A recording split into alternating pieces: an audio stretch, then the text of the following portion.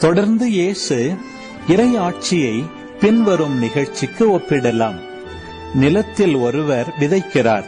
அவர் எதுவும் செய்யாமலே நாள்கள் நகர்ந்து செல்கின்றன. அவருக்கு தெரியாமல் விதை முளைத்து வளர்கிறது. முதலில் தளிர், பின்பு கதிர், அதன் பின் கதிர் நிறைய தானியம் என்று நிலம் தானாகவே விளைச்சல் அளிக்கிறது. பயிர் விளைந்ததும் அவர் அரிவாளோடு புறப்படுகிறார். ஏனெனில் அறுவடை காலம் வந்துவிட்டது என்று கூறினார். மேலும் அவர் இறை ஆட்சியை எதற்கு ஒப்பிடலாம் அல்லது எந்த ஓமையால் அதை எடுத்துச் சொல்லலாம்? அது கடுகு விதைக்கு ஒப்பாகும். அது நிலத்தில் விதைக்கப்படும் பொழுது உலகில் உள்ள எல்லா விதைகளையும் விட சிறியது.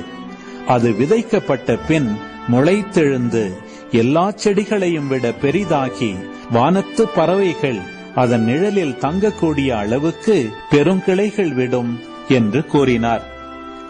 அவர்களது கேட்டறியும் திறமைக்கு ஏற்ப அவர் இத்தகைய பல ஓமைகளால் இறை வார்த்தையை அவர்களுக்கு எடுத்துரைத்து வந்தார்.